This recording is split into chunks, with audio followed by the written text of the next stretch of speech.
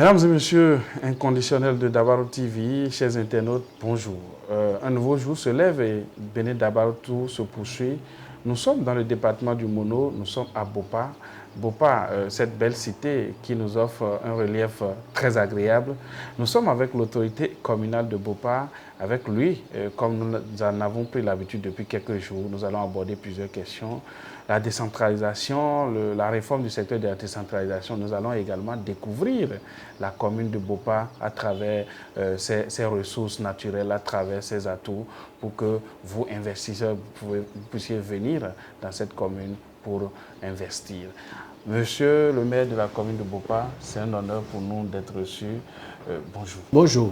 Voilà. On m'appelle Abel Jossou, maire de la commune de Bopa.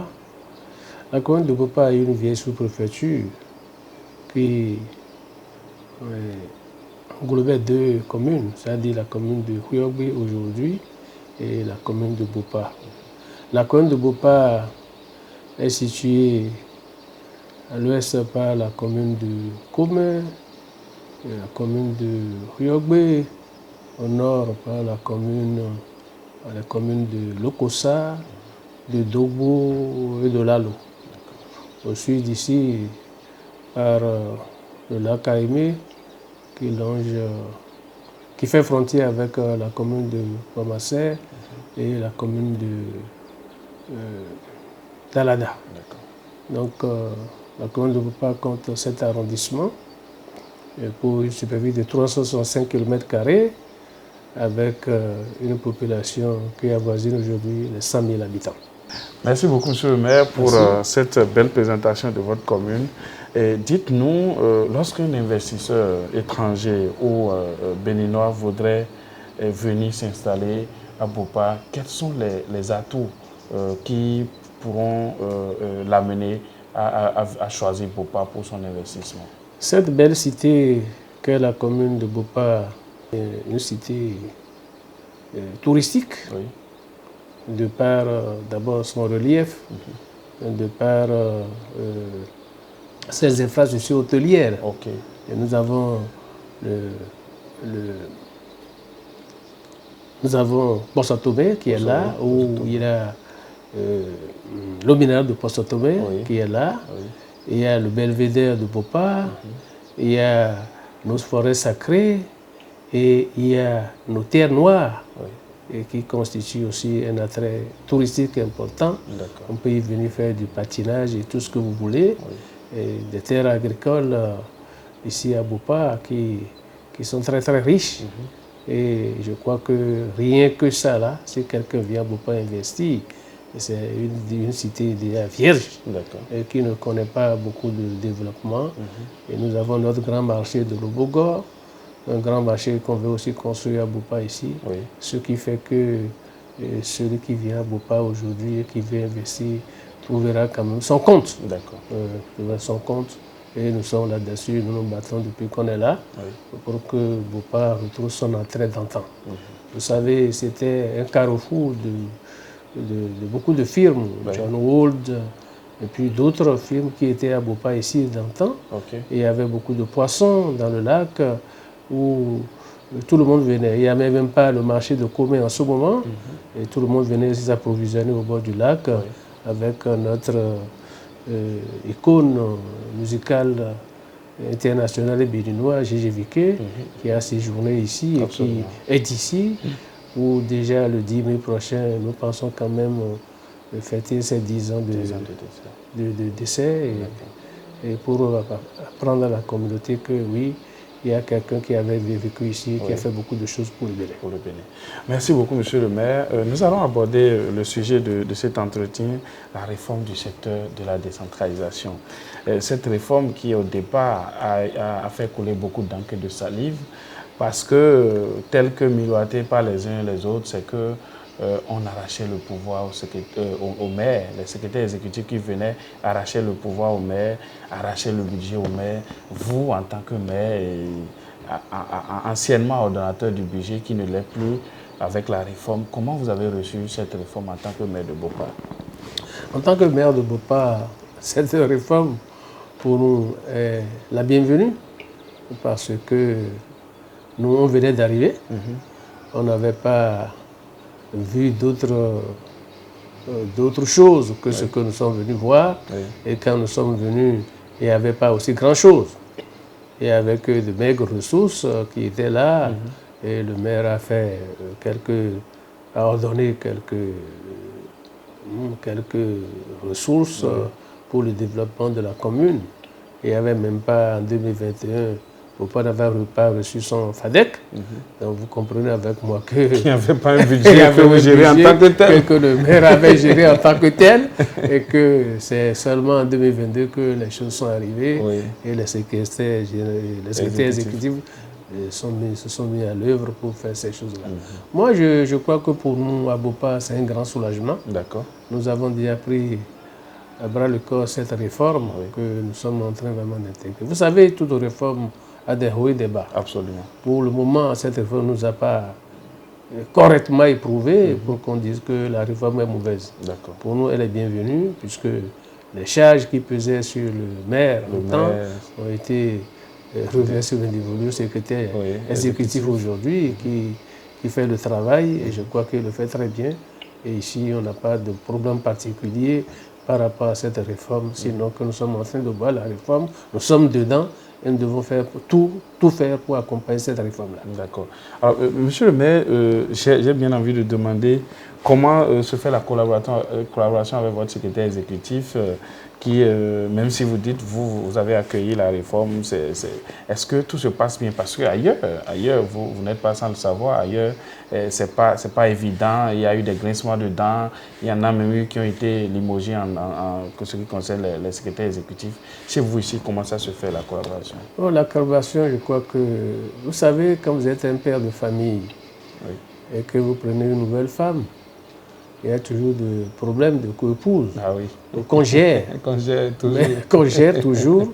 Mais ici, je crois que ça se passe bien parce que nous avons compris que quand vous avez un collaborateur qui se fait un peu, qui est humble, qui se fait petit, on doit l'accompagner. Je crois que le secrétaire général exécutif qui est là n'a pas encore fait quelque chose qui puisse dire que vraiment on a tout arraché au maire, ainsi de suite. Il faut laisser certaines choses, il faut laisser certaines pratiques. Parce que lorsque on dit la réforme est là, il faut l'accompagner. Et que chacun soit dans son couloir. Ici, chacun est dans son couloir et nous travaillons bien. Et ça permet un peu au maire d'être libre de s'occuper de la question politique. Et d'être sur le terrain. Et tout le temps, hier par exemple, quand je suis venu au bureau, il y avait question politique, je suis parti. Alors qu'avant, il y avait un tas de dossiers, de parapheurs à regarder, à faire ceci. C'était immense. Ce qui fait que les maires ne dormaient pas. On amène les parapheurs à la maison parfois pour essayer de répondre aux préoccupations de la population. Mais aujourd'hui, c'est lui qui le fait. Et parfois, je me soucie pour dire mais ça c'est trop parce qu'il reste ici jusqu'à 23 heures à travailler parce qu'un dossier qui va sur sa table, il ne veut pas le laisser, il veut finir. Et je dis mais dis donc tu vas t'esquinter, ce que tu fais là, il faut te donner du repos parce que ce n'est pas facile. Ce que nous on faisait avant, on était tout le temps malade. Et avec ça, il fallait faire certaines missions aussi. Aujourd'hui, ils font plus de missions que nous.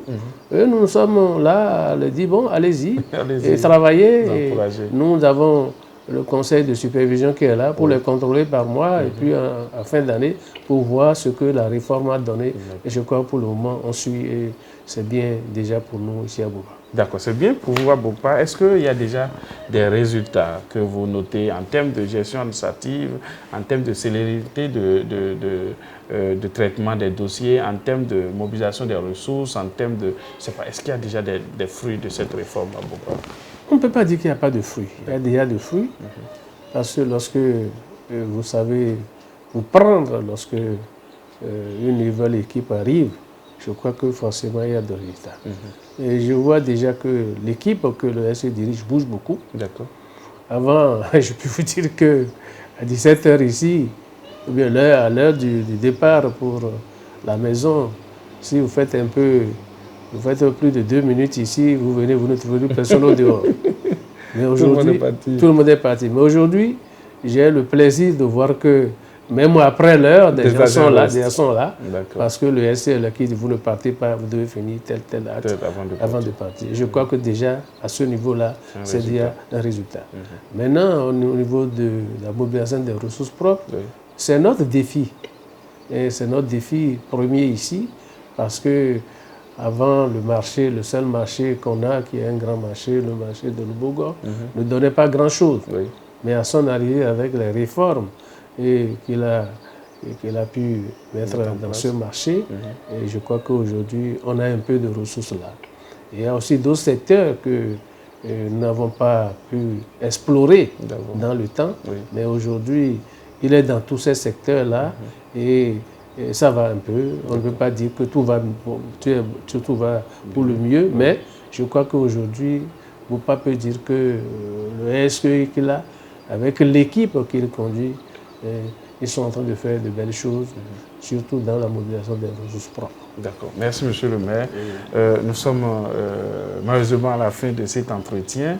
Et le groupe de presse d'Abaro, je vous l'avais expliqué, est un groupe de presse basé dans le Septentrion, mais qui veut aller vers les communes, qui veut discuter avec les communes, qui veut proposer ses services aux communes. Nous voulons relayer les informations de la commune de Bopa, les actions du maire à Bopa, nous voulons le faire savoir à tout le monde entier. Nous voulons faire voir ces richesses touristiques que Bopa, c'est aussi dans ce cadre que nous menons cette démarche. En vous donnant l'opportunité de dire votre mot de la fin, un mot également à l'endroit de Dabaro, ce que vous en pensez, et à l'endroit des populations ou de votre équipe communale ou du chef de l'État.